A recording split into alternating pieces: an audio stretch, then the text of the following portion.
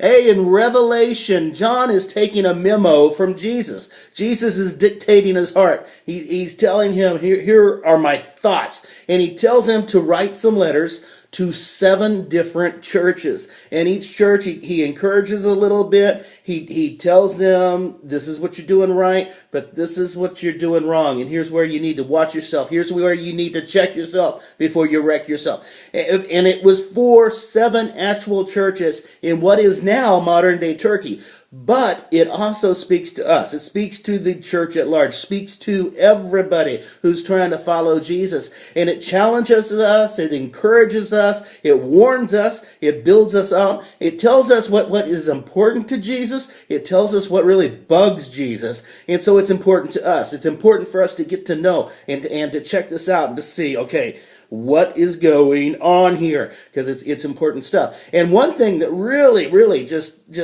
jumps up and kicks me in the head is in Revelation chapter 2. And he's writing this letter to the church in Ephesus. And they have worked really hard. From the outside, they are doing all the right things. They've worked really hard. They don't tolerate evil. They've done a lot of really good stuff. But check out what Jesus says to them.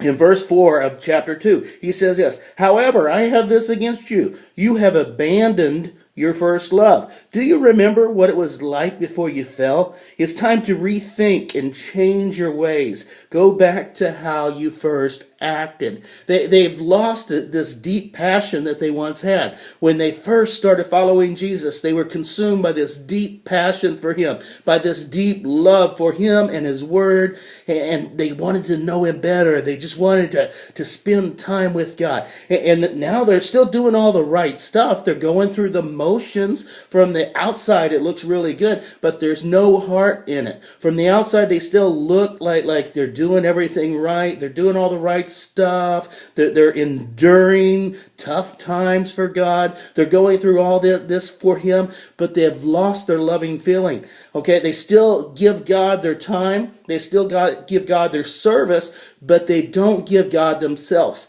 Jesus' goal is not for us to know all the right stuff. Jesus' goal is not for us to do all the right stuff. It's not about being busy. It's about being loved. His goal is for us to love him. His goal is for us to receive his love. It's all about love. It's not about being busy. It's about being beloved. And it's about him being our first love. And when we first hook up with Jesus, when we first decide to follow him, we a lot of times are consumed by that love for him, and we're just passionate about him.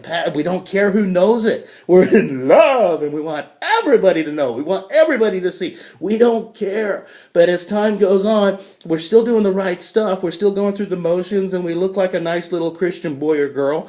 But that first love is kind of dislodged, and we've let other things in. We're getting busy. We let the things of God kind of replace the heart of God, and that's not good. Jesus wants to be before and above in our life. He wants to be before everything else. He wants to be above everything else. He wants to be before and above. Everything else is a distant second. It's not even close. He is first.